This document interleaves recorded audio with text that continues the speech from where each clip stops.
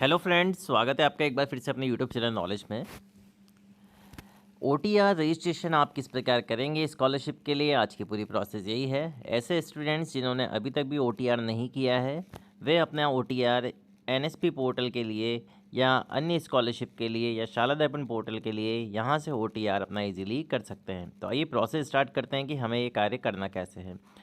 रही बात, सबसे पहले हमारे पास दो ऐप्स होनी चाहिए, एक तो NSP OTR and Aadhaar face ID. NSP OTR download कर लेंगे और आधार फेस आईडी डाउनलोड नहीं करेंगे तो आपका जब फेस ऑथेंटिकेशन मांगेगा तो आपका फेस ऑथेंटिक नहीं हो पाएगा। तो ये ध्यान रखने वाली बात है कि आपके पास दो ऐप्स होनी चाहिए, NSP OTR and Aadhaar face ID. अब हम चलेंगे डायरेक्ट प्ले स्टोर पे।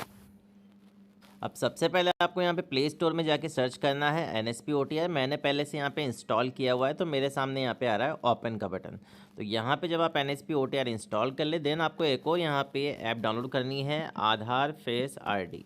ये आ गया ऑप्शन। इसको जैसे आप क्लिक करेंगे आपके पास यहाँ देखेंगे मैंने पहले से इंस्टॉल किया हुआ है तो इंस्टॉल आ रहा है, आपके पास यहाँ पे इंस्टॉल का ऑप्शन आएगा। तो दोनों ऐप्स आपको यहाँ पे इंस्टॉल कर लेनी है सबसे पहले अपने मोबाइल में। अब हम वापस से एनएसपी ओटीआर वाली टैब पे चलेंगे, जो भी ऐप थी हमारी। डायरेक्ट मोबाइल में भी ओपन कर सकते हैं, ओपन का ऑप्शन है, मैं यहाँ पे डायरेक्ट ओपन करूँगा इस वाले ऑप्शन को।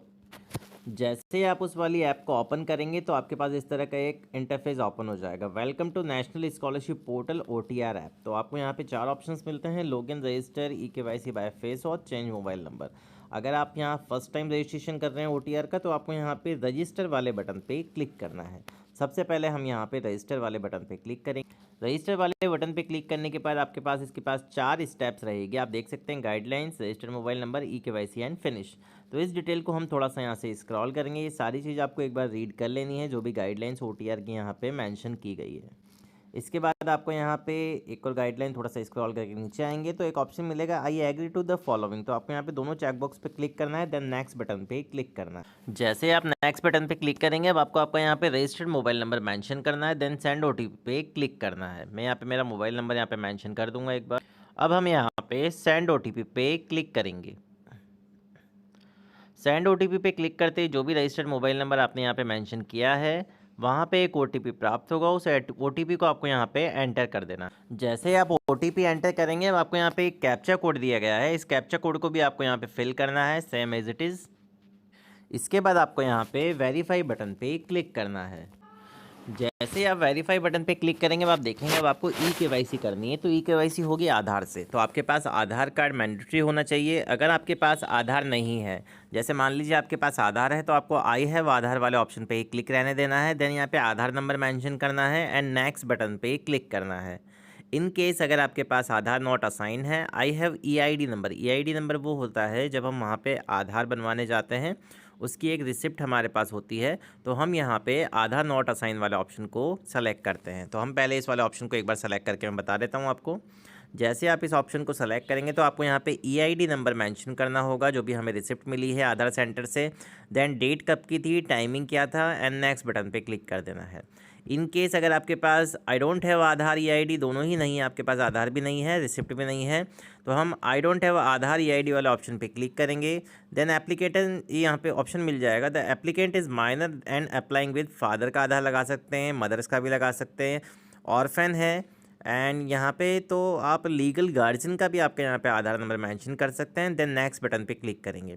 बट हमारे केस में हमारे पास आधार नंबर है तो हम यहाँ पे आई हैव आधार वाले ऑप्शन पे क्लिक रहने देंगे एंड आधार नंबर यहाँ पे मेंशन करके उसको नेक्स्ट बटन पे क्लिक करेंगे।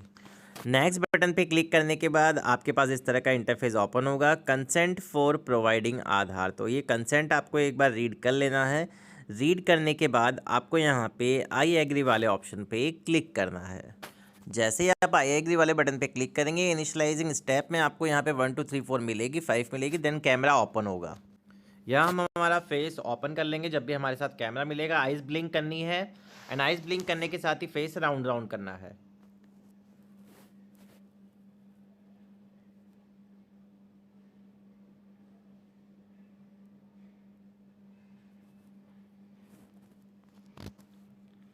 यहाँ थोड़ी देर हमें यहाँ पे हमारा जो कैमरा है उसे प्रॉपरली वर्क करने देना है एंड अगर वो आपके वापस से उसी पेज पे लेके आता है तो उसे रहने दीजिए। 2 मिनट बाद ऑटोमेटिक यहाँ पे आपकी जो आधार की डिटेल है वो यहाँ पे वेरीफाई हो जाएगी एंड इस तरह का इंटरफेस आपके सामने ओपन हो जाएगा। यहाँ पे लिखेगा NPCI mapper status your bank account it seeded with Aadhaar on NPCI mapper. Bank का नेम आ जाएगा।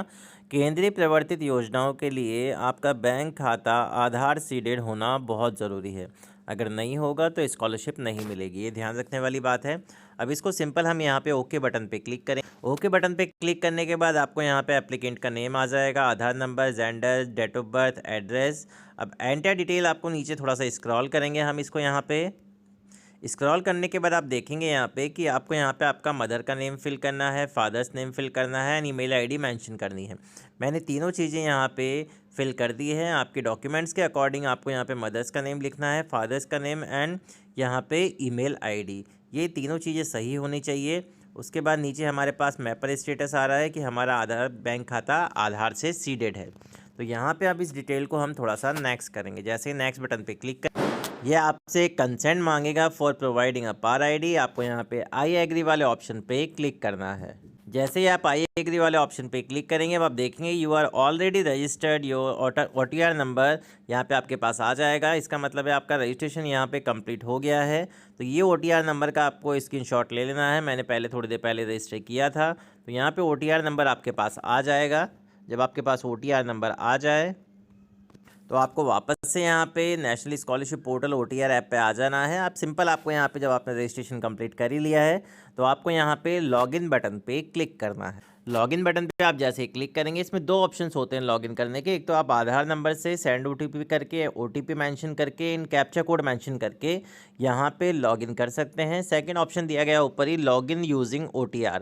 जैसे आप लॉगिन यूजिंग OTR वाला ऑप्शन पे क्लिक करेंगे आपको सबसे पहले यहाँ पे आपका OTR का रजिस्ट्रेशन नंबर मेंशन करना होगा, फिर पासवर्ड डालेंगे आप। देन आप यहाँ पे लॉगिन बटन पे क्लिक करेंगे तो आपकी जो प्रोफाइल है तो आप उसको वहाँ पे जाके कंप्लीट कर सकते हैं। तो ये पूरी प्रोसेस है कि आपको यहाँ पे OTR रजिस्ट्रेशन स्कॉलरशिप के लिए किस प्रकार करना है।